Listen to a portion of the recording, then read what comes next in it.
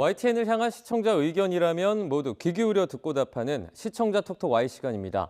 오늘 주목한 시청자 의견을 AI 앵커 Y운이 소개해드립니다. 지금 바로 만나보시죠. 안녕하세요. AI 앵커 Y운입니다. 오늘의 첫 번째 주제는 마이코플라즈마 폐렴에 대한 시청자 의견을 들어봤습니다. 자세한 내용 지금 바로 보시죠.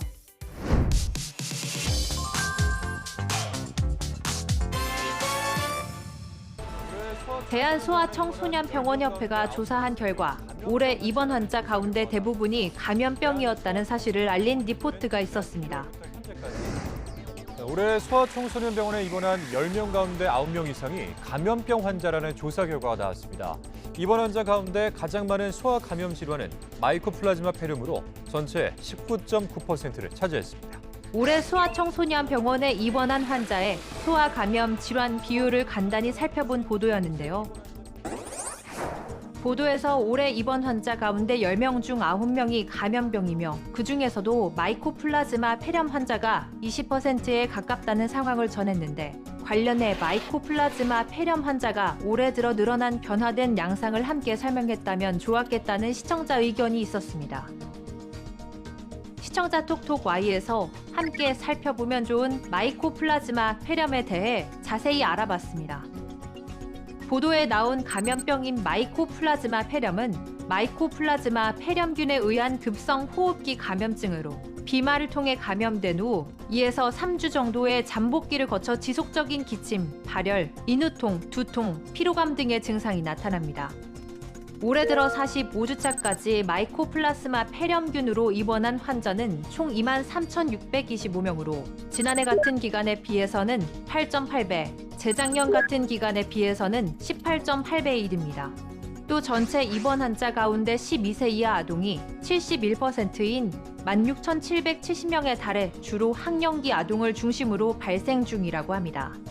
일반적인 폐렴과는 다르게 발열이 주된 증상이어서 흔히 독감이라고 생각하는 경우가 많은데 일반 감기약이나 해열제를 썼는데도 2에서 3일 이상 열이 내리지 않는다면 곧바로 병원에 가야 합니다.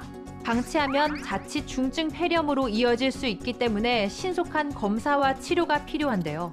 통상 엑스레이 촬영을 하고 유전자 증폭 검사를 통해 확진 판정이 내려진다고 합니다. 다음으로 시청자 톡톡 Y 두 번째 주제는 양자 컴퓨터에 대한 시청자 의견을 들어봤습니다. 어떤 내용을 담고 있는지 이어서 확인해 보시죠.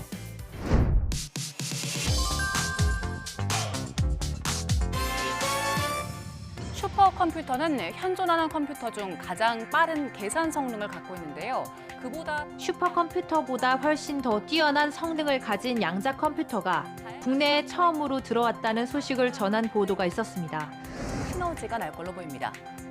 일반 컴퓨터는 0과 1만 인식해 순서대로 계산하지만 양자 컴퓨터는 0과 1이 공존하기 때문에 이론적으로 동시에 수많은 계산이 가능합니다. 일반 컴퓨터로는 1억 년 이상, 슈퍼컴퓨터로도 수백 년이 걸릴 계산을 양자 컴퓨터는 몇 초 만에 할 수 있어서 산업 분야에서의 활용도가 무궁무진합니다. 신소재 개발이라든지 신약 개발, 그리고 물류라든지 다양한 형태의 최적화 문제들에 적용될 수 있을 것으로 보고요. 양자 컴퓨터가 무엇인지부터 활용도와 전망 등을 전문가 인터뷰를 통해 짚어본 친절한 과학 보도였는데요. 보도에서 국내 양자 컴퓨터가 최초로 들어왔다고 전했는데 우리나라 양자 컴퓨터 기술력이 세계 12위로 뒤처지는 상황이라고 언급해 해외 국가들의 수준이 어느 정도인지 궁금해졌고 우리나라의 개발 상황도 덧붙이면 좋겠다는 시청자 의견이 있었습니다. 시청자 톡톡 Y에서 해외의 양자 컴퓨터 수준과 우리나라 개발 상황을 알아봅니다. 연세대가 국내 최초로 상용화된 양자 컴퓨터 IBM 퀀텀 시스템 1을 공개했습니다. 이번 설치로 한국은 미국, 캐나다, 독일, 일본에 이어 IBM 퀀텀 시스템 1을 설치한 5번째 국가가 됐는데요. 전 세계 대학 중에서는 두 번째입니다. 퀀텀 시스템 1은 과학 연구에 활용할 수 있는 이른바 양자 유용성 단계에 이른 양자 컴퓨터로 분류되는데요. 과학기술정보통신부에 따르면 미국의 양자 컴퓨터 기술 수준을 100점이라고 할 때 한국은 아직 2.3점에 불과하다고 합니다. 그 외에도 독일, 일본, 영국 등이 20점대 수준인 데에 반해 우리나라는 양자 컴퓨터 기술 선도국보다 한참 뒤처져 있는 상황인데요. 정부 차원에서는 양자 컴퓨터 생태계 확장을 위해 각종 지원책을 내놓고 있습니다. 정부는 2035년까지 양자 핵심 인력을 2,500명, 양자 활용, 공급 기업을 1,200곳을 확보해 기술 수준을 최선도국의 85%까지 끌어올린다는 계획인데요. 과학기술정보통신부는 2025년부터 2032년까지 초전도, 중성원자 방식의 1000큐비트급 양자 컴퓨터를 개발하고 이를 활용한 응용 성과를 내놓을 계획입니다. 이를 뒷받침할 양자 인터넷과 양자 센서도 개발하는 등 8년간 약 7,300억 원 예산을 투입한다고 합니다. 마지막으로 오늘 시청자 톡톡 Y 세 번째 주제는 가상자산 과세에 대한 시청자 의견을 들어봤습니다. 이어지는 내용도 지금 바로 만나보시죠.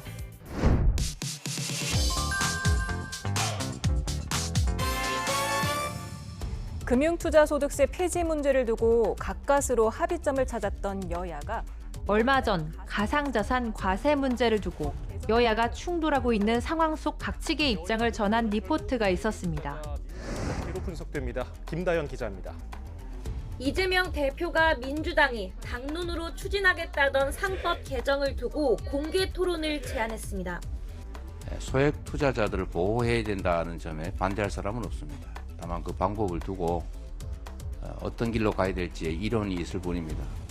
상법은 적용 대상이 상장, 비상장 회사 가리지 않고 적용을 하고 있기 때문에 업계에서 느끼는 부담이 굉장히 클 것 같아요. 각 당의 다른 의견을 여러 인터뷰를 통해 한눈에 확인할 수 있는 정리된 보도였는데요.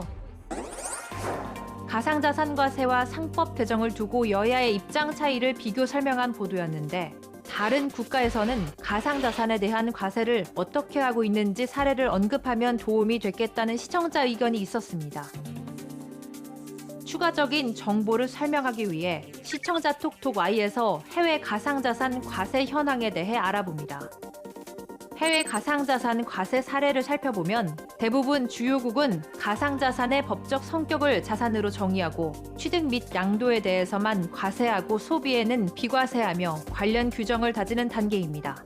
법적 정의 관련 논의 없이 과세하고 있는 곳은 없는데요.